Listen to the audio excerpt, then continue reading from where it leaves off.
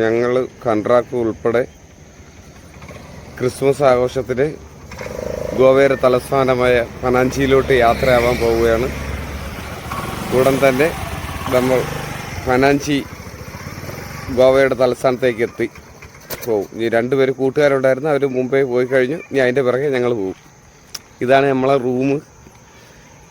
എന്താ ക്രിസ്മസിനും ന്യൂ ഇയറിനും വേണ്ടി നമ്മൾ സ്റ്റാറൊക്കെ ഇട്ട് സെറ്റപ്പാക്കി തന്നെയാണ്. ഇനി പോണ വഴിക്കുള്ള വീഡിയോകൾ വീണ്ടും കാണിച്ചു തരാം. ഈ നമ്മൾ റൂമിൻ്റെ അടുത്തുള്ള പള്ളി നിർത്തണം.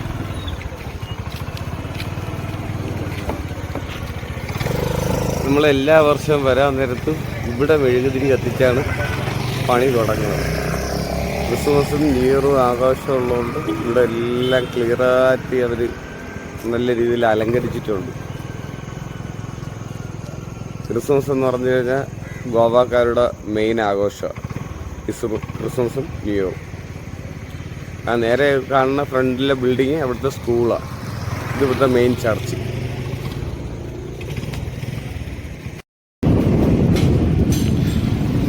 ഗോവയുടെ സൗന്ദര്യമേ ഈ ക്രിസ്മസും ന്യൂ ഇയറുമാണ്. എവിടെ നോക്കിയാലും നക്ഷത്രങ്ങളും സ്റ്റാറുകളും. എല്ലാ വീട്ടിലും നമ്മളെ വീട്ടിൽ ഓണം കേരളത്തിൽ ആഘോഷിക്കുക, എങ്ങനെ ആഘോഷിക്കുക അതേപോലെയാണ് ഗോവയിലെ ക്രിസ്മസും ന്യൂ ഇയറും. ഇത് വടാപ്പാവ് വരെ.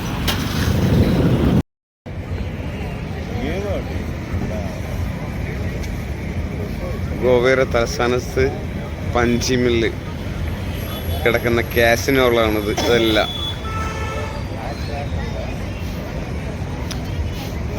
ഇപ്പം നമ്മൾ കണ്ടുകൊണ്ടിരിക്കുന്ന ബിഗ് ഡേ കാസിനോ കടലിലുള്ള കാര്യങ്ങളാണ്.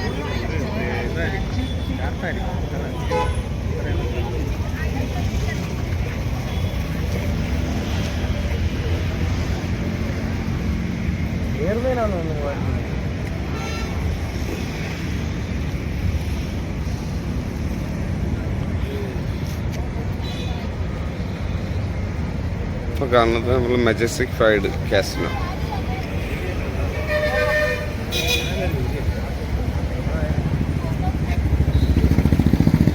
ഇപ്പോൾ നമ്മൾ ബീച്ച് സൈഡിൽ വന്നിട്ടുള്ളൂ. വെട്ടം കുറവാണ്. സുല്ലെണ്ണ വിനോദനൊക്കെ ദാഹിക്കുന്നു. അപ്പോൾ അതിലെയാണ് ഞങ്ങൾ നടന്നു വന്നത്.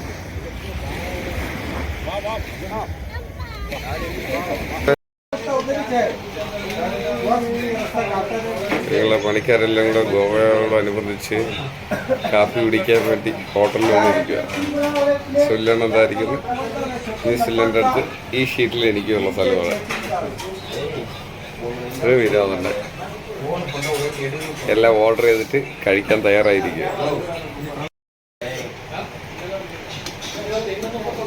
ഞങ്ങൾ ഓർഡർ ചെയ്ത ഭക്ഷണങ്ങളെല്ലാം ക്ലിയറായിട്ട് വന്നു കഴിഞ്ഞു. ഇത് സുല്ലെണ്ണ സർവ് ചെയ്തുകൊണ്ടിരിക്കുകയാണ്. ഇപ്പം നമ്മൾ പണിക്കാരെല്ലാം കഴിച്ചുകൊണ്ടിരിക്കും. എനിക്കും കണ്ടുകൊണ്ടിരിക്കാൻ സമയമില്ല, ഞാനും കഴിക്കാൻ പോകും.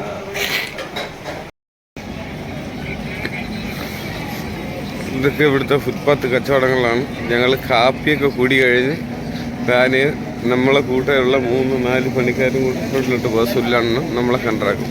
ഇവിടെയൊക്കെ കുറഞ്ഞ വിലയ്ക്കാണ്ട ടീഷർട്ട്, ഷർട്ട്, ജാക്കറ്റ്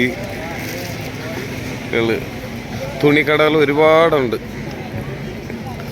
പിന്നെ ഇതൊക്കെ ഫുട്പാത്ത് കച്ചവടം. നമ്മൾ വെട മാർക്കറ്റിലോട്ട്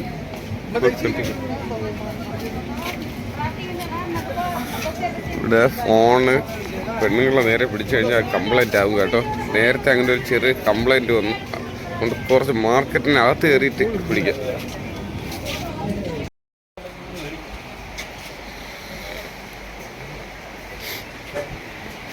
ഇതെല്ലാം കച്ചവട സാധനങ്ങൾ. ഈ കസാരകളൊക്കെ കച്ചവടത്തിന് ഇതിന് വെച്ചേക്കുന്നത്.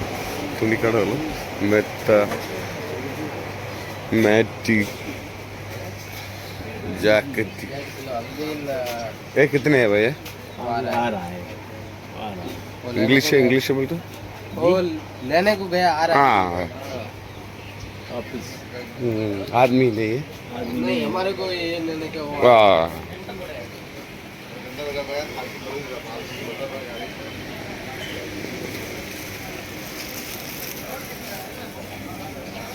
ഇവിടുത്തെ ഷൂ മാർക്കറ്റുകൾ.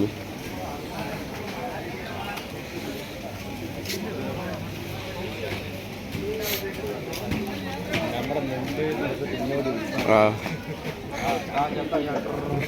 അതല്ല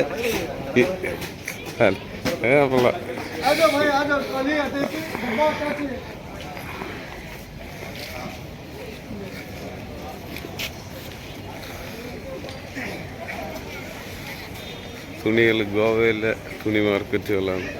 നമ്മൾ സാധനങ്ങൾ വാങ്ങിക്കാൻ കോൺട്രാക്റ്റിൻ്റെ കൂടെ നടന്നു വരിക. പെണ്ണുങ്ങളെ കാണാൻ നേരത്തെ ഇപ്പോൾ ഫോട്ടോ പിടിക്കാൻ പേടിയാവും.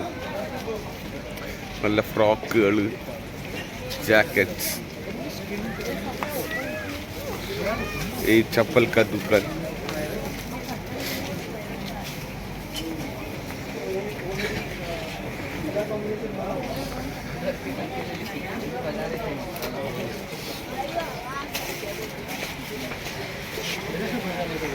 ഗ്ലാസ് കട.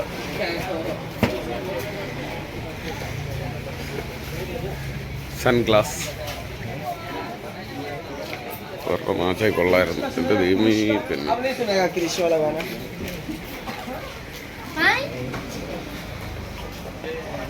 വിനോദണ്ണ സുല്ലെണ്ണം കൂടെ മുമ്പോട്ട് പോവുക. ഇനി നമ്മൾ ബെഡ മാർക്കറ്റിനകത്തോട്ട് വരണം. ഇത് നമ്മളെ കേരളത്തിൽ നിന്ന് കൊണ്ടുവരണ കശുവണ്ടി അടുക്കി വെച്ചേക്കണ കണ്ട. ആ പടക്കം വാങ്ങിക്കണം. കാരണം അത് ഒരെണ്ണമായിരുന്നു. ഇതാണ് പനാജിയിലെ ഏറ്റവും വലിയ മാർക്കറ്റ്. മൊബൈൽ ഷോപ്പ്, പച്ചക്കറി, ഫിഷ്, മറ്റ് സാധനങ്ങൾ, തുണി എല്ലാം.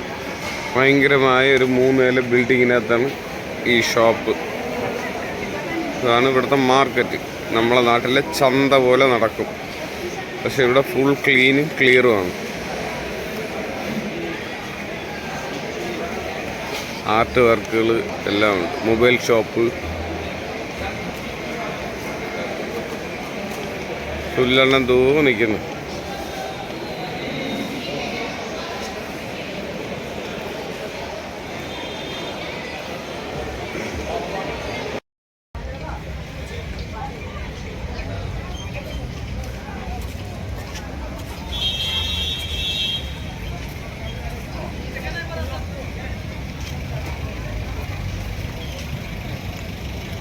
നമ്മൾ വീട്ടാമർ വീക്കിൽ റൂമിലേക്ക് പോവുകയാണ്.